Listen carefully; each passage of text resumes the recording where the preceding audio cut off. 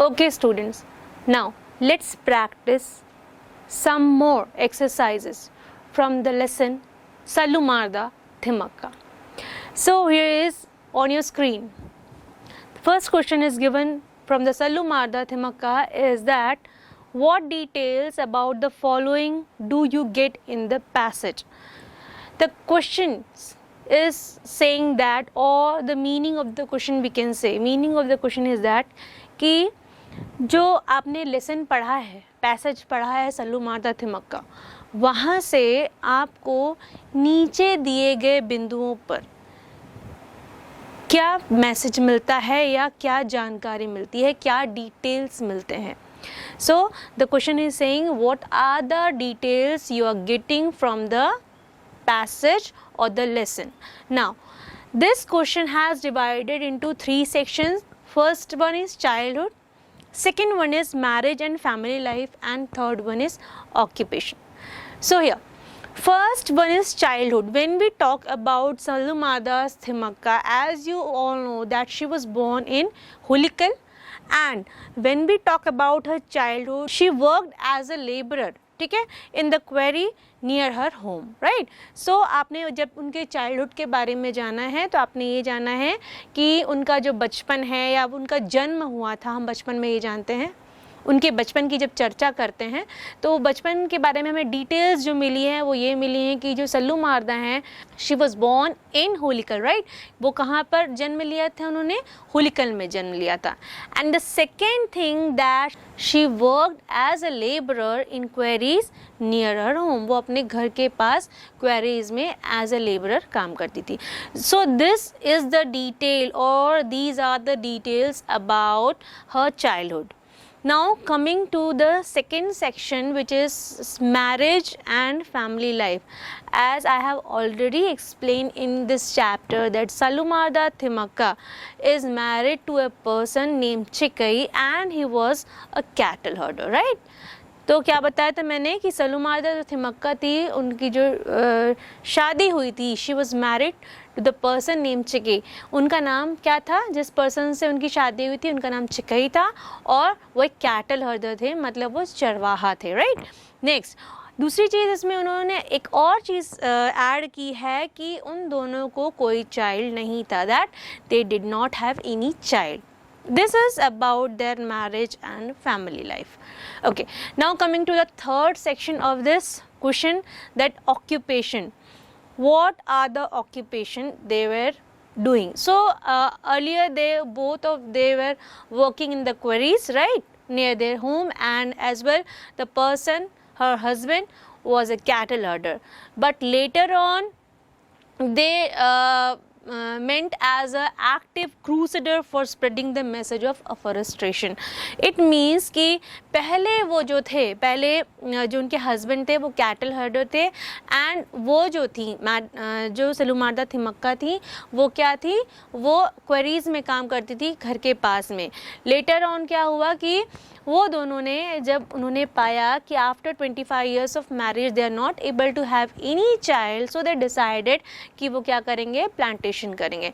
From there they become the active crusader for the spreading the message of afforestation. वहाँ से वो उन्होंने जो प्लांटेशन का काम किया उसके बाद उन्होंने एक मैसेज दिया सभी लोगों को. वो एक्टिव क्रूसेडर बन गए, एक्टिव मेंबर बन गए. किस चीज़ के लिए, एक्टिव मैसेंजर बन गए हम कह सकते हैं, ताकि लोगों को जागरूक कर सके, अवेयर कर सके प्लांटेशन करने के लिए, है ना, और इसके जो फ़ायदे हैं, एडवांटेजेस भी बता सके, right. So this is the occupation part of the details of the following passage we get in the paragraph or the lesson.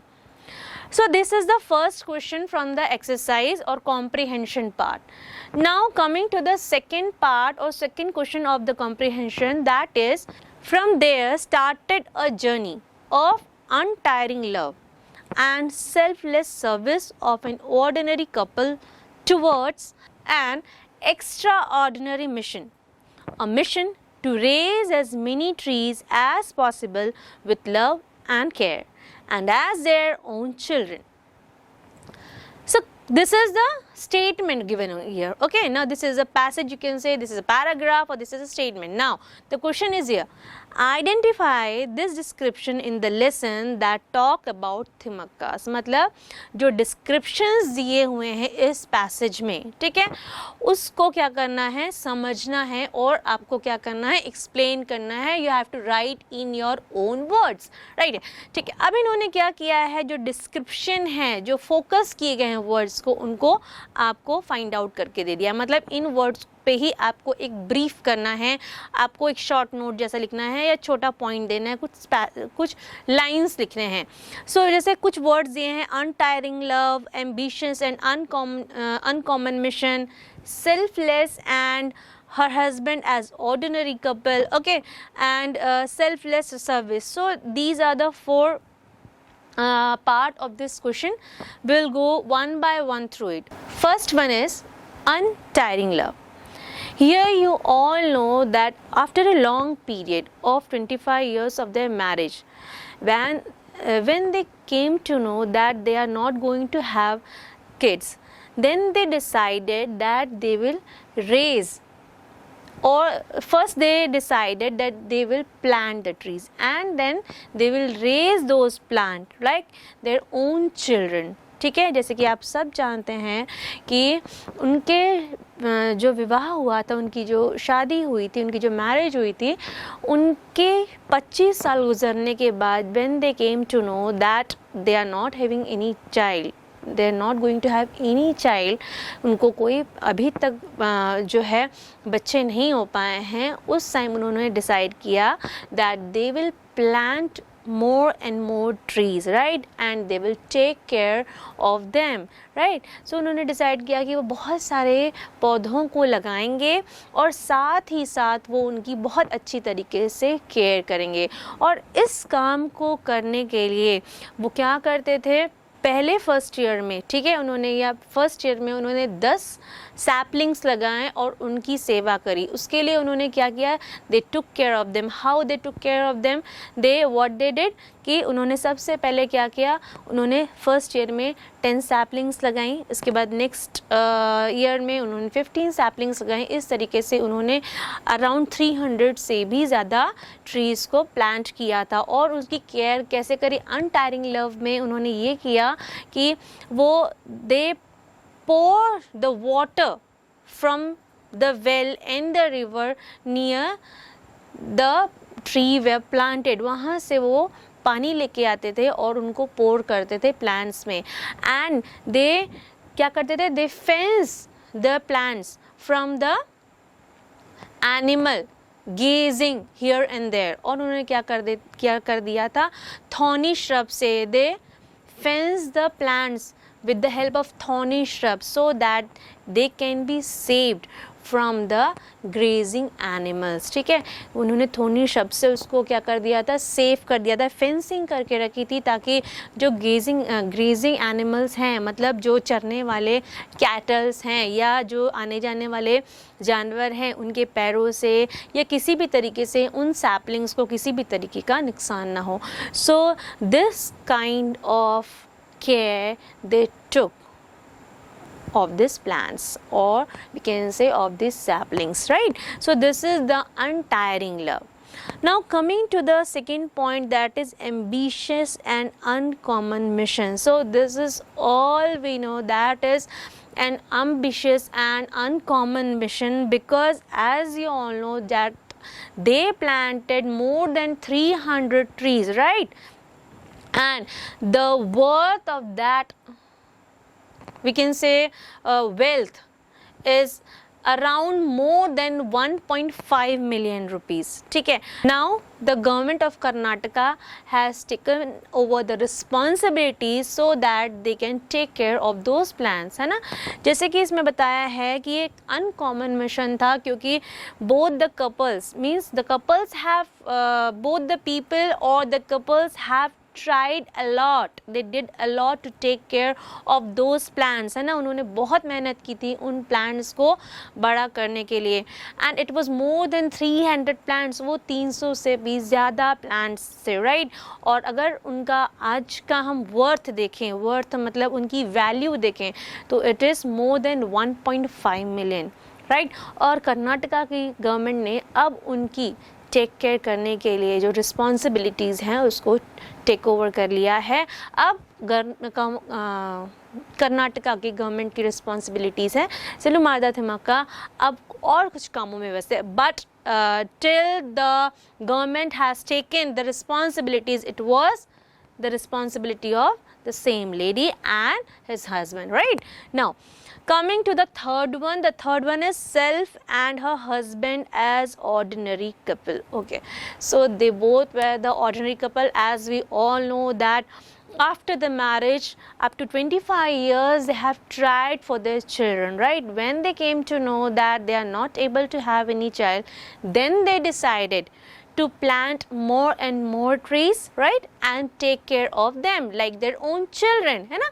तो यहाँ पे आप कैसे समझेंगे कि शादी के या विवाह के 25 साल बाद तक जब उन्होंने पाया कि उन्हें अभी तक कोई भी बच्चे नहीं हुए हैं, तब उन्होंने ये निर्णय लिया कि अब हम क्या करेंगे, अब हम क्या करेंगे, पौधों को लगाएंगे और अपने बच्चों की तरह उन्हें बड़ा करेंगे, हम उतना ही प्यार देंगे उन्हें, हम उतनी ही केयर करेंगे जिस तरीके से हम अपने बच्चों की करते। So this is self and her husband are ordinary couple, क्योंकि वो भी एक ऑर्डिनरी कपल की तरह उन्होंने 25 साल तक इंतज़ार किया था अपने बच्चों के होने का, right, after their marriage. Now selfless service, so as we all know that the service she has given for the earth is unbelievable, because she is the active crusader for spreading the message of afforestation. And one more thing, that after the death of her husband, she didn't lost her hope, but she continued with the untiring job, because she has a selfless love from these little ones, the plants, the saplings and the trees. तो कहने का मतलब ये है कि जो उनकी selfless service थी, क्योंकि जैसे कि हम जानते हैं कि वो एक एक्टिव क्रूसेडर थी, एक्टिव मैसेंजर थी, जिन्होंने अफॉरेस्टेशन का मैसेज दूर दूर तक लोगों तक फैलाया था, और एक वो एक्टिव एनवायरमेंटलिस्ट के रूप में जानी जाती हैं। सेकेंडली उनके हस्बैंड की मृत्यु के बाद भी उन्होंने कोई अपनी होप नहीं खोई थी, she didn't lost any hope and she continued with her passion, वो अपने पैशन के साथ कंटिन्यू करती है, because she is having the selfless love with those little ones. उनकी जो सेल्फलेस लव थी उन छोटे प्लांट्स के साथ, उन छोटे सैपलिंग्स के साथ, उन ट्रीज़ के साथ, वो ख़त्म नहीं हुई थी। तो उनके हस्बैंड के जाने के बाद, जब उनके हस्बैंड उनको छोड़ के चले गए थे, उसके बाद भी उन्होंने अपनी सर्विस को कंटिन्यू रखा। She didn't break her service towards the plants, उन्होंने अपने प्लांट्स के लिए जो सर्विस थी उसको कभी भी ख़त्म नहीं किया। सो this is the second question from your comprehension part. Now coming to the third question, that is choose the correct option, and we'll try to understand and answer it in a good manner. Let's check it out. Okay, now the first question is on your screen. The village Kudur was selected by Thimaka to plant trees along the roadside because it was near their homes, it had a broad road, there were no trees on the road. Okay, the weather in Kudur is hot. So here is the first question on your screen. The question says the village Kudur was selected by Thimaka to plant trees along the roadside because. Question कहना चाहता है कि जो village कुदूर था उसको select किया थिमक्का ने, क्यों सिलेक्ट किया कि वहाँ के रोड साइड पे ट्रीज़ को प्लांट किया जा सके। पहला ऑप्शन दिया गया है it was near their home, क्योंकि वो उनके घर के पास था, या फिर दूसरा ऑप्शन आपको दिया गया है कि it had a broad road, क्योंकि वहाँ पे बहुत चौड़ी रोड थी, इसलिए थिमक्का जी ने ये डिसाइड किया कि नहीं हम यहाँ पे क्या करेंगे, सैपलिंग्स लगाएंगे या प्लांटेशन का काम करेंगे। या थर्ड रीज़न था कि there were no trees on the road, कि ये तीसरा रीज़न था कि उस रोड पर कोई भी ट्री नहीं था, not a single tree was there. या फिर फोर्थ ऑप्शन जो आपकी स्क्रीन पर आपको दिख रहा है, that is the weather in Kudur is hot, कि कुदुर का जो वेदर है या वहाँ का जो मौसम है बहुत गर्म होता है, इसीलिए जो है थिमक्का जी ने ये डिसाइड किया कि यहाँ पे हम जो है प्लांटेशन करेंगे या ट्रीज़ लगाएंगे। So any guesses?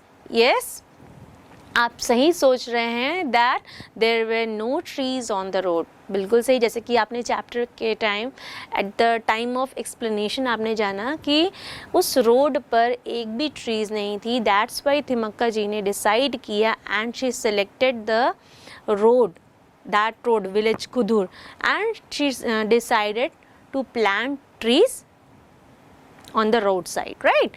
Now coming to the second question says that saplings were watered. The saplings were watered. saplings मतलब नन्हे पौधे, right? तो saplings को पानी दिया जाता था कैसे? पहला तरीका, from the wells and ponds nearby, जितने भी कुएं या पॉन्ड्स, छोटे पॉन्ड्स होते हैं जो वहाँ पास में पाए जाते थे, उनके थ्रू पानी दिया जाता था। या फिर फ्रॉम देयर होम अलोन, या फिर वो अपने घर से ही उतना पानी कैरी करके चलते थे और वाटर को प्लांट या प्लांट्स को देते थे। थर्ड ऑप्शन है by the water tank from the municipality, या फिर म्यूनसिपैलिटी से वाटर टैंक मंगा करके उनको वाटरिंग का काम किया जाता था। तो this is I think not possible at that time, but still देखते हैं। Next, by rain water only, या फिर वो केवल रेन वाटर पर भरोसा रखते थे कि रेन वाटर होगा तो ही प्लांट्स को वाटर दिया जाएगा या सैपलिंग्स को वाटर दिया जाएगा। सो येस ऑफ कोर्स, यहाँ पे जो आंसर होना चाहिए जो कि आपने at the time of explanation जाना है, that is from the wells and ponds nearby. जितने भी वेल्स एंड पॉन्ड्स थे उन पौधों के आसपास या उस एरिए के आसपास, वहाँ से वो लोग क्या करते थे, they collect the water and they pour into the plants or saplings, right? Now the third question is Thimmakka has set up a trust to fulfill her plan because now question is कि थिमक्का ने एक trust को setup किया था ताकि वो अपने plan को फुलफिल कर सके या प्लान को पूरा कर सके। क्यों? रीज़न, पहला रीज़न दिया है कि she can not do all the work alone, क्योंकि वो अकेले सारा काम नहीं कर सकती थी, वो तो कर ही रही थी। Next, she does not possesses the money required, उनके पास उतने पैसे नहीं थे जितने उनको चाहिए थे, इसलिए उन्होंने लोगों से कांटेक्ट किया और एक तरह का सेटअप या ट्रस्ट बनाया। बिल्कुल नहीं। Her main aim is to protect the trees that she has grown, उनका जो मेन या इम्पॉर्टेंट एम था या हम कहते हैं कि ऑब्जेक्टिव था, वो ये था कि किसी भी तरीके से इन पौधों को क्या रख सकें, इनको हम सुरक्षित रख सकें। या फोर्थ इसका ऑप्शन है क्वेश्चन का कि many other people and social activist work with her, क्योंकि बहुत सारे दूसरे लोग और जो सोशल एक्टिविस्ट होते हैं उनके साथ काम करना चाहते थे और काम कर रहे थे। सो सिंपल सा उनका एम था कि वो हमेशा ये चाहती थी, जो कि थर्ड ऑप्शन में आपका दिया हुआ है, yes correct, her main aim is to protect the trees that she has grown, जिन ट्रीज़ को उन्होंने लगाया था वो बस इतना चाहती थी कि उन ट्रीज़ को किसी भी तरीके से प्रोटेक्शन दिया जा सके, प्रोटेक्ट करके रखा जा सके। ठीक है, so these are the answers from the choose the correct answer. Now coming to the another question, and the question is on your screen. One of the reason why Thimmakka elected banyan saplings to be planted on the roadside was, now question is कि ऐसे कौन कौन से reasons थे जिसके लिए थिमक्का ने ये डिसाइड किया था कि जो saplings हैं उनको रोड साइड पर प्लांट किया जाएगा। एक ओवल शेप के अंदर आपको एक कमेंट लिखा हुआ दिख रहा है, आपके बुक्स में है, दैट इज द बनियान grow into huge shady trees just because this is the basic reason, क्योंकि जो बनियान ट्री है वो बड़े होकर के एक बहुत विशाल छांव वाले ट्री बन जाते हैं, राइट? इसका मीनिंग ये है. Now what may be the other reason? Can you guess और can you suggest me? Okay, आपके सजेशंस हम कमेंट्स बॉक्स में पढ़ लेंगे, बट स्टिल मैं आपको इसके आंसर्स बताना चाहती हूँ. इसके आंसर्स कुछ इस तरीके से हैं. पहला आंसर तो है कि जो हमने एक्सप्लेनेशन में पढ़ा था कि उस विलेज के आसपास जो सबसे बड़ी बात थी, बनियान ट्री के सैपलिंग सबसे ज़्यादा मात्रा में थे. तो first is there were plenty of banyan tree saplings near her village. ठीक है, तो बनियान ट्री के सैपलिंग्स जो थे विलेज के आसपास बड़ी मात्रा में पाए जाते थे.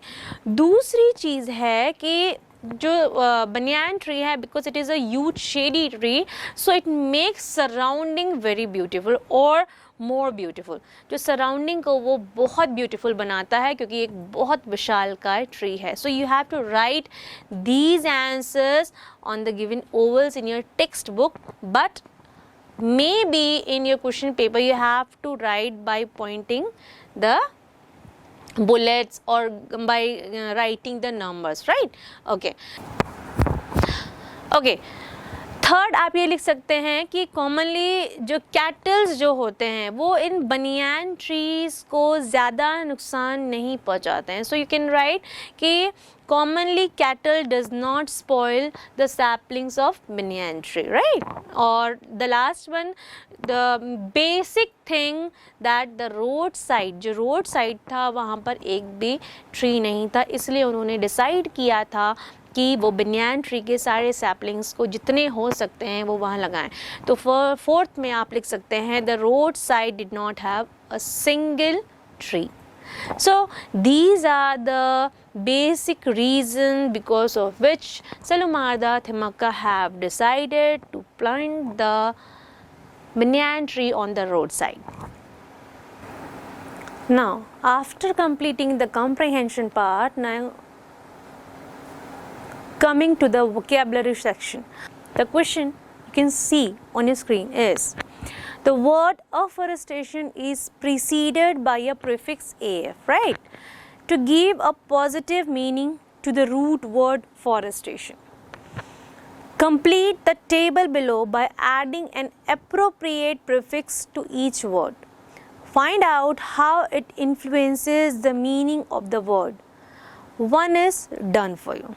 सबसे पहले हम क्वेश्चन की मीनिंग समझते हैं, फिर कुछ वर्ड दिए हैं वहाँ पर उनको समझेंगे, राइट? सो क्वेश्चन कहता है कि यहाँ पर आपको एक टेबल प्रोवाइड किया गया है जिसमें पहला वर्ड दिया है अफॉरेस्टेशन. ठीक है, is preceded by a prefix, जिसको एक प्रीफिक्स AF से जोड़ा गया है और उसको जोड़ने के साथ ही उसमें एक पॉजिटिव मीनिंग आती है, राइट? ठीक है, to the root word forestation, और उसका रूट वर्ड क्या है? फॉरेस्टेशन है ना?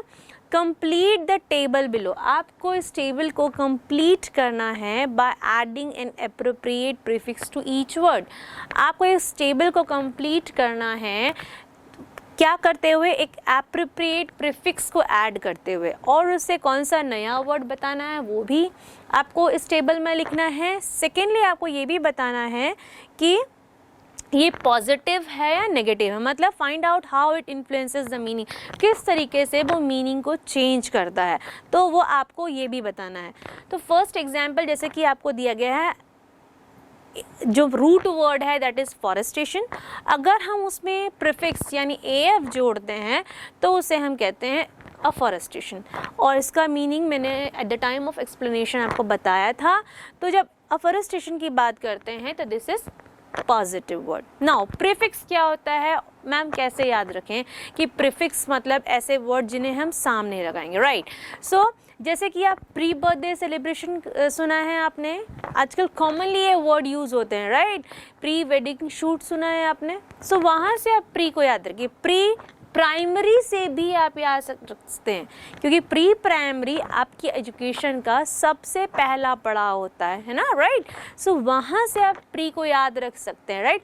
तो जब प्रीफिक्स की बात जब भी आएगी तो आपको कुछ वर्ड्स जो रूट वर्ड है उसके सामने जोड़ने पड़ेंगे, तब जा कर के वो प्रीफिक्स कहलाएंगे। और जब सफिक्स कहते हैं तब कुछ वर्ड्स रूट वर्ड के बैक साइड या लास्ट में at the end of the word जोड़ते हैं, उसे हम क्या कहते हैं, सफिक्स कहते हैं, right. Now prefix and suffix is clear, right. Now अगर हम देखें तो प्रीफिक्स में जैसे मैंने पहला एग्जाम्पल लिया afforestation. Now the second word active, अगर हम इसके आगे यानी प्रीफिक्स इन अगर ऐड करते हैं तो सो the new word will be in active, ठीक है। तो एक्टिव मतलब जो किसी भी काम को करने के लिए रेडी है या कर रहा है, एक्टिवली कर रहा है, बट इनएक्टिव मतलब जो स्थिर हो गया है। So this is a negative word, right. Now the third root word is given in your table, that sure. मैं श्योर हूँ मतलब मैं कॉन्फिडेंट हूँ, मुझे पता है, मैं कंफर्म हूँ किस चीज़ को लेकर के। So this is a positive word. लेकिन अगर मैं प्रीफिक्स यहाँ पे अन कर दूँ, so the new word will be unsure, right. So मैं अब now I am not confirmed, right, मैं कॉन्फिडेंट नहीं हूँ किसी चीज़ के लिए। सो यहाँ पे जो या मैं श्योर नहीं हूँ, सो जो अनश्योर वर्ड है this is a negative word. The next word और the next root word we can say is difference, है ना। The next root word is difference. If we put in front of it as a prefix, so the new word will be indifference, right? So this is also a negative word. Now coming to the another word, that's ordinary. Ordinary means कि बहुत ही ज़्यादा common चीज़ है, right. और अगर हम बोलते हैं अनऑर्डिनरी मतलब जो न्यू वर्ड है उसमें हमने क्या देखा, जो प्रीफिक्स ऐड हुआ है that is un. So this is a positive word. Now next again tiring, this is a root word tiring, then we will put un un, this is prefix, so the new word will be untiring, again this is a positive word. Now compromising, compromising किसी भी चीज़ से compromise कर लेना, so this is not all the time, this is not good, right? अगर हम uncompromising बात करें, we have to relate these words to the chapter, जो भी लेसन हमने रीड किया है, पढ़ा है, उससे हमको इसको रिलेट करना है, राइट। सो जब हम न्यू वर्ड अनकॉम्प्रोमाइजिंग पढ़ रहे हैं, वहाँ हमने देखा दैट इज़ अनकॉम्प्रोमाइजिंग एफर्ट दिखा था, तो उस सेंस में अगर हम देखें तो uncompromising is a positive word. So this is the table we completed, right? Now coming to the next section of vocabulary. Now the question is, prestigious is an adjective, right? That is often associated with awards, right? Find out adjectives from the lessons that you can associate with the following noun. सबसे पहले question को जानने से पहले let me tell you that what is adjective. Adjective जैसे कि आप लोग सब बहुत अच्छे से जानते हैं कि एडजेक्टिव वो वर्ड होता है जो कि एक नाउन या प्रोनाउन के बारे में और अच्छे तरीके से बताता है, उसकी क्वालिटीज़ या कैरेक्टरिस्टिक को बताता है. If I say that she is a hard working girl, right, तो girl is noun, right, common noun, and hard working is adjective here. If I say the boy is tall and skinny, मतलब boy जो है, boy is a common noun, right? ठीक है, मैं किसी specific name से उसको क्योंकि बुलाने रही हूँ तो boy common noun हो गया. और tall and skinny उसकी कैरेक्टरिस्टिक्स या उसका फिजिकल अपीयरेंस बता रही हूँ, तो दिस इज एडजेक्टिव. नाउ एक और एग्जाम्पल से देखते हैं. If I say he is a brave man, right, he is a brave man, so वो आदमी यानी man, this is common noun again here, right. So brave, यहाँ जो ब्रेव वर्ड है वो एक एडजेक्टिव के जैसे यूज़ हुआ है. हम एडजेक्टिव्स की बात कर रहे थे, तो एडजेक्टिव्स वो होते हैं जो नाउन या प्रोनाउन की विशेषता बताते हैं या उनके बारे में कुछ ज़्यादा बताते हैं. हम इसे इंग्लिश में कह सकते हैं a word which tells you more about a noun or a pronoun.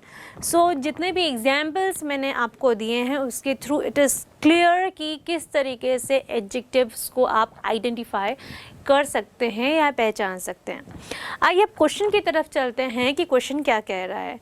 Question is saying like that कि prestigious is an adjective. Now prestigious एक adjective है that associated with often associated with awards, जो कि हमेशा से अक्सर awards के साथ associate होता है या जोड़कर लिखा जाता है, right? Find out adjectives from the lesson that you can associate with the following noun. अब आपको एक list of noun दी गई है, 4 to 5 words आपको दिए गए हैं, आपको lesson से उससे रिलेटेड एडजेक्टिव्स बताने हैं, right.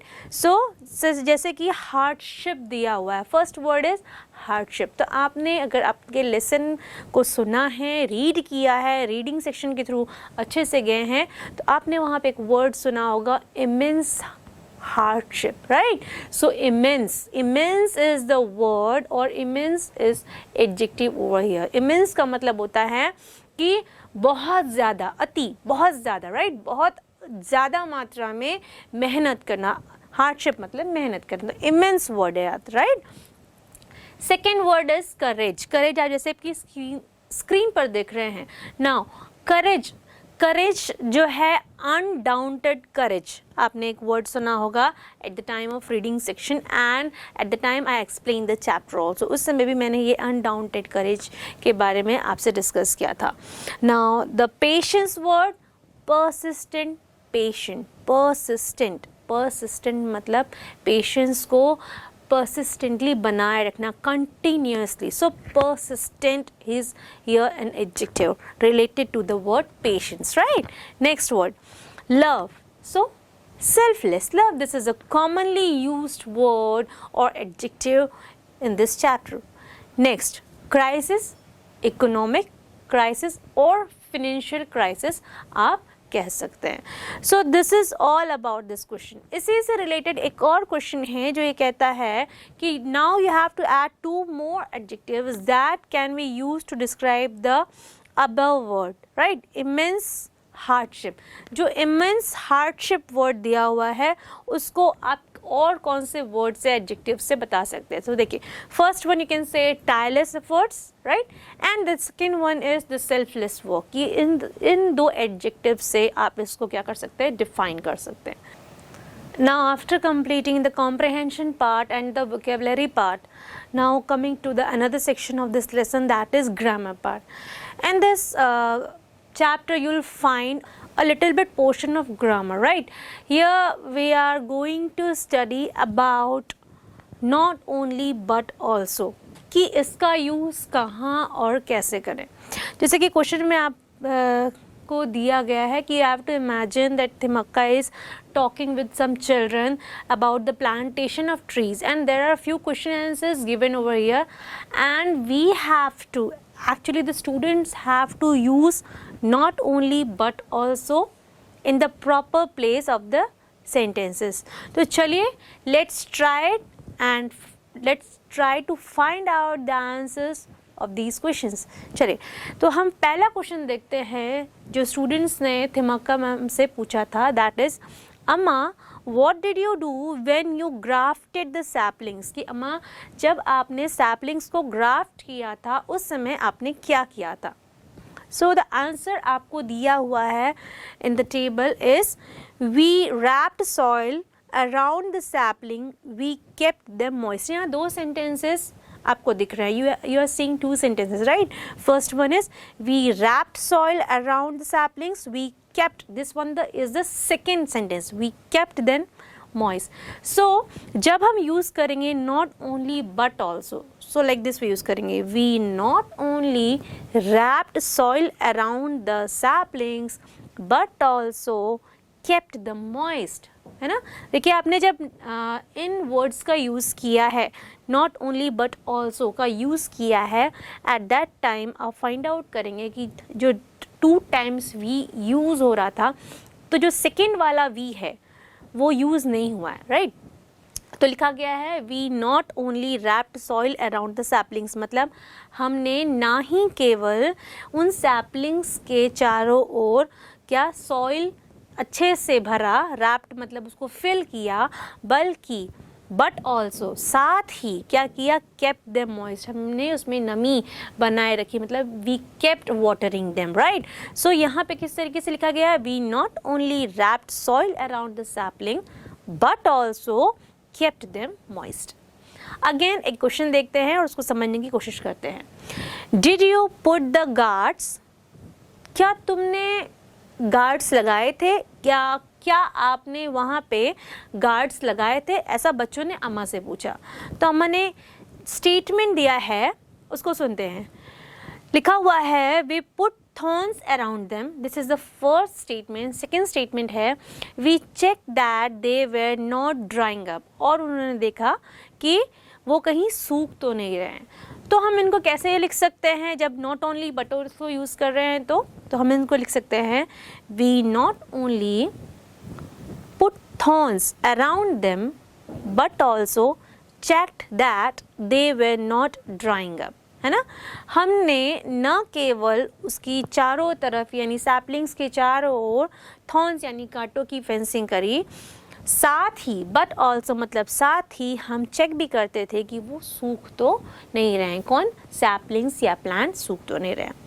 Now again third question जो स्टूडेंट्स ने पूछे थे या बच्चों ने पूछे थे do you know trees you planted still now, कि क्या आप जानते हैं जो प्लांट्स आपने लगाए थे अभी भी क्या आप उनको पहचान सकते हैं। तो इसके आंसर में अगेन दो स्टेटमेंट दिए गए हैं, yes I know all of them, they also know me. ये एक स्टेटमेंट में आंसर है, बट इसको हम कह सकते हैं, चलिए ठीक है, इसको हम इस तरीके से ले सकते हैं कि yes I not only know all of them, हाँ मैं उन सभी को केवल जानती ही नहीं, but also they know me, but also they know me. या हम इसको ऐसे भी लिख सकते हैं, yes I not only know all of them but they also know me, but they also know me, ऐसा भी लिख सकते हैं, right। Now coming to the fourth question है do you know the animals and birds on the trees too, क्या तुम उन पशु पक्षियों को जानती हो जो उन ट्रीज पे होते थे। सो उसके आंसर में अगेन टू स्टेटमेंट्स हैं। First one is I go to the trees every day, और सेकेंड स्टेटमेंट है I sit under the shade many hours so some of the birds are my friend, right, यहाँ पे ये लिखा हुआ है। सो अब इसको हम कनेक्ट करके देखते हैं और नॉट ओनली बट ऑल्सो का यूज़ करके देखते हैं कि क्या होता है।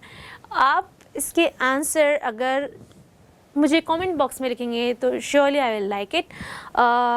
आई think I should leave this question for the answers. I think आप इस क्वेश्चन का आंसर दीजिए, I will surely share the answer of this question in the comment box. Okay, now coming to the question कि सलूमारदा थिमक्का के बारे में अगर उनकी बायोग्राफी लिखनी हो that is given in your text book, तो आप क्या लिखेंगे। सो चेक इट आउट कि आप किस तरीके से उस क्वेश्चन के आंसर लिखेंगे। ग्रामर का एक पोर्शन और देखेंगे जो कि है use of despite of and in spite of. See despite of का मीनिंग जो होता है इवन दो, मतलब के बावजूद, if we say in Hindi, right. So it is the opposite of because of or due to, right। Now in spite of and despite, though both are similar or synonyms of each other, we can say, right, we can see few sentences as an example, right। The first example is on our screen, is in spite of heavy rain she went to office today, right। In spite of heavy rain मतलब heavy rain के बावजूद भी, बहुत तेज़ बारिश के बावजूद भी वो कहाँ गई, ऑफिस गई। Likewise will see in spite of illness I did my whole work, है ना, मेरी तबीयत ख़राब होने के बावजूद भी या मेरे तबीयत ख़राब होने के बावजूद भी हम कह सकते हैं मैंने पूरा काम किया, राइट। अब इसे हम डिस्पाइट में चेंज करके देखते हैं, राइट। ये डिस्पाइट वर्ड इनके साथ यूज़ करके देखते हैं। हमने इन स्पाइट ऑफ हैवी रेन कहा था फर्स्ट एग्जाम्पल में, वहीं हम डिस्पाइट का यूज़ कर रहे हैं। तो despite heavy rain she went to the office today. Or despite of heavy rain, she went to office today, है ना. So here we say that in spite of की जगह हम despite का भी use कर सकते हैं. Likewise हम एक one more example देखेंगे. In spite of illness I did my whole work, जैसे मैंने बताया था, उसी को हम next लिख सकते हैं despite illness I did my whole work, right. यहाँ पे जब हम despite का use कर रहे हैं, वहाँ पे of use नहीं कर रहे हैं, in spite के साथ of use कर रहे हैं. So related to this part, you are having the question in your textbook. So this is the question, and let's find out few solution for this question using in spite of and despite. So first sentence क्या हो सकता है? First sentence इसका, yes, first sentence may be despite knowing it was not an easy task, right? Despite knowing it was not an easy task, she decided to plant shady trees. Now, in spite of their poor economic conditions, they are worried about. Third statement should be, in spite of her other domestic work, brought saplings and grafted them. And the last sentence could be, in spite of their awards and honors she receives, she is as simple and humble as ever. So, यहाँ पे 4 sentences हैं, right? I have made these 4 sentences for all of you. I hope you understand.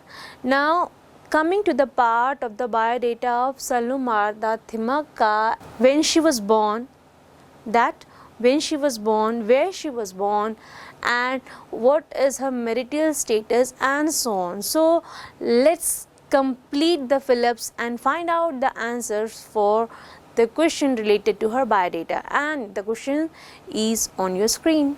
Okay, so first thing you can see on your screen is that when we prepare data, the first element or the first thing given is their name. So name किसके बारे में हम लिख रहे हैं? Salumarda Thimmakka. The name you have to write Salumarda Thimmakka.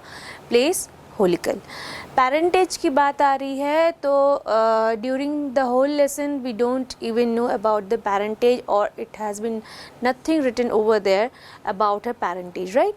Now childhood and education की बात कर रहे हैं, so we can write nil because still we are not knowing about her childhood and education too. We just know that she was an uneducated lady, then also she proved herself by different ways, ways that she helped the society in different manner. Okay, now marital status, when we talk about her marital status, she was married, right? And when we talk about husband name and occupation, as you all know, name of her husband is Chikkai, and he was a cattle herder. The next thing is her age, she was above 60, right? Now when we talk about her mission, so her mission is to raise the plant and take care of them, right? And when we talk about the specific details about the mission, so you can write so many things in specific details about the mission. First you can write that this started grafting the saplings from the ficus, right? Ficus means banyan tree, and they took care of them, right? Second thing you can write that they continued with their efforts and increased the number of saplings, and फिर धीरे धीरे क्या हुआ, वो trees बड़े हो गए, and वो trees, number of trees जो थे बहुत ज़्यादा थे, right? Now third you can write that their tireless efforts begin to bear some fruits. It means कि उन्होंने इतने tireless job किया, इतने अच्छे तरीके से, इतने determined से अपने job को complete किया, जिससे कि जो उन्होंने काम शुरू किया था, जो उन्होंने objective या goal decide किया था, at the end वो क्या कर रहा था, वो fruits bear कर रहा था, क्योंकि उन्होंने more than 300 trees को क्या किया था, लगाया था, plant किया था, और अब वो trees जो हैं वो बड़े हो चुके थे, and they built so strong and so tall. Okay, now the fourth specific details you can write that the couple planted more than 300 trees, and the asset of these trees are more than 1.5 million, right? So this should be written, or you can write these things while writing the specific details about the mission. Now coming to the other part of the biodata is the other contribution to the society. As you know that she worked for various social activities, and she worked also for building tank so that the rainwater can be saved in those tanks. Also she worked to build a hospital too in her village. So these are the other contribution of her towards the society.